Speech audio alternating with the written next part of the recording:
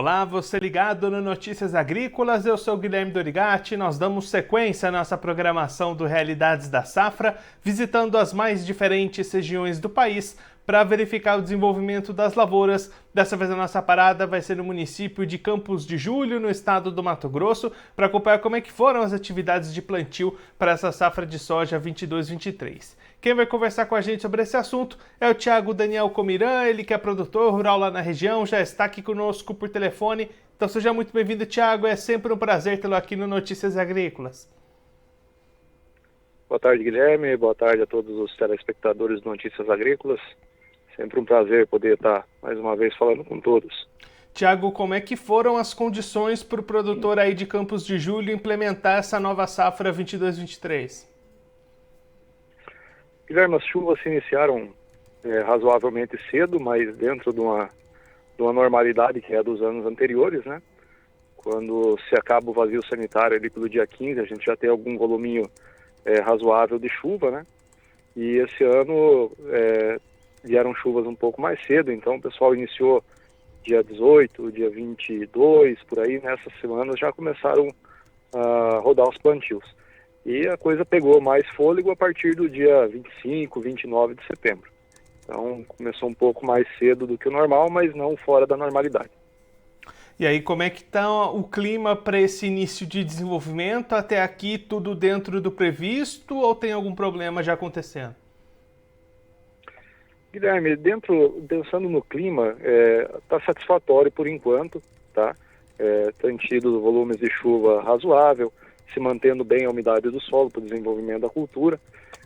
Houve um período ali na semana entre o dia 2 até o dia 8, 9 de outubro, um período em algumas regiões, não foi em todo o município, em algumas regiões ficou esse período de 8 a 9 dias aí sem chuva. E alguns produtores tiveram que dar uma segurada no plantio, mas depois voltou o clima normal e de lá para cá está bem estável, chove um dia, dois não, mas a umidade do solo está se mantendo e a soja vem se desenvolvendo tranquilamente aí, por enquanto. E pensando na manutenção de boas condições de clima, Thiago, qual que é a expectativa para a produtividade? Que níveis costumam ser positivos aí para vocês? É muito cedo ainda para a gente começar a pensar em níveis de produtividade, né? Porque está tudo no início ainda, né? Então, vamos dizer, soja ainda está ali no berço, está se estabilizando.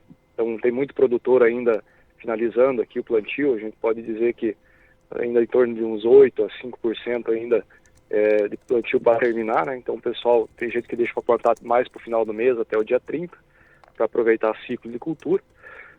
O clima está favorável por enquanto, a expectativa para novembro e dezembro é de um clima normal, mas que nem a gente fala, tudo pode acontecer, né? Clima, é uma loteria, a gente não consegue prever.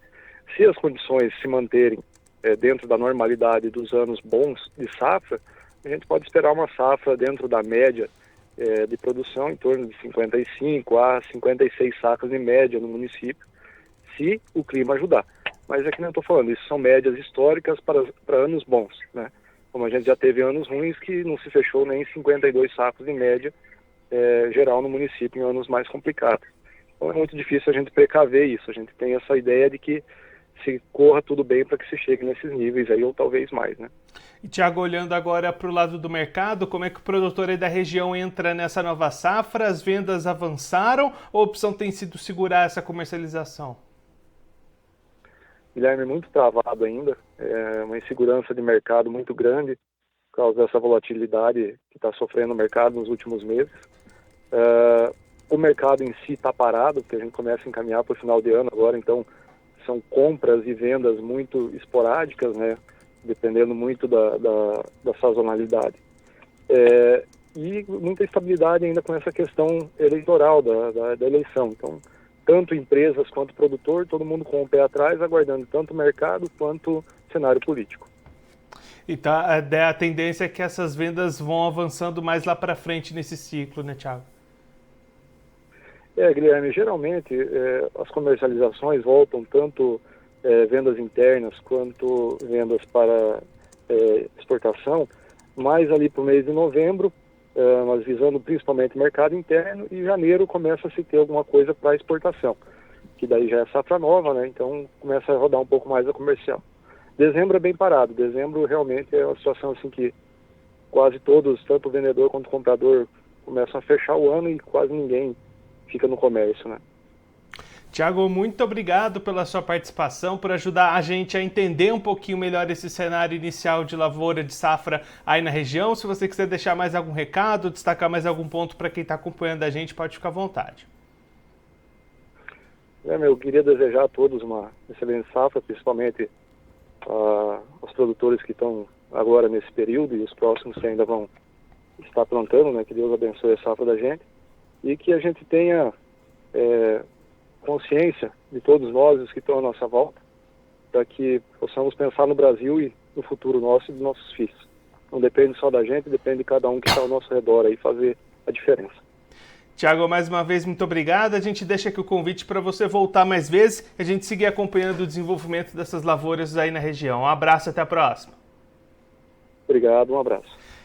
O Tiago Daniel Comiran, ele que é produtor rural lá em Campos de Julho, no estado do Mato Grosso, conversou com a gente para mostrar como é que estão as condições das lavouras recém-plantadas da safra de soja 22-23. Tiago destacando que ainda restam entre 5% e 8% dessas áreas para serem plantadas até o final desse mês de outubro e condições, pelo menos até o momento, bastante satisfatórias de clima, chuva boa, com boas condições de umidade do solo para dar uma boa largada nessa safra que, se mantendo tudo dentro das perspectivas de clima e de desenvolvimento, pode chegar à média de 56 sacas por hectare. Essa é a média histórica para anos bons lá em Campos de Julho, 56 sacas por hectare. Essa é uma média esperada nesse início ainda bastante cedo de lavouras, ainda muita coisa pela frente. A perspectiva é de clima dentro da normalidade para novembro e dezembro, conforme o Tiago destacou aqui para a gente. Então até lá o produtor tem que manter o foco nas suas ações de manejo, nas suas atividades, para manter esse bom potencial produtivo da safra de soja 22-23. Já olhando para o lado do mercado, Tiago destacando vendas bastante travadas, tanto produtores quanto empresas fora do mercado nesse momento, um momento de bastante volatilidade no mercado, incerteza com relação a preços, com relação a câmbio, com relação às eleições. Então a expectativa é de que novas vendas, nova comercialização possa começar a acontecer no mês de novembro, mas olhando ali o mercado interno, e a partir aí sim do ano que vem, com o início das colheitas, atividades para exportação devem estar bastante em alta. A expectativa do produtor lá de Campos de Julho é que essas vendas vão avançando e vão acontecendo conforme o ciclo da lavoura for se desenvolvendo um pouquinho mais. Ainda está bastante no começo, o plantio nem terminou direito lá em Campos de Julho, no Mato Grosso. Bom, eu vou ficando por aqui, mas você aproveite para se inscrever no canal do Notícias Agrícolas no YouTube, acompanhe os nossos vídeos, as nossas entrevistas, também deixe o seu like, mande a sua pergunta, o seu comentário, interaja conosco e com a nossa programação. Você também pode clicar no sininho, assim você ativa as notificações e fica sabendo de todas as novidades do Notícias Agrícolas. Eu vou ficando por aqui, mas a nossa programação volta daqui a pouquinho, então continue ligado no Notícias Agrícolas.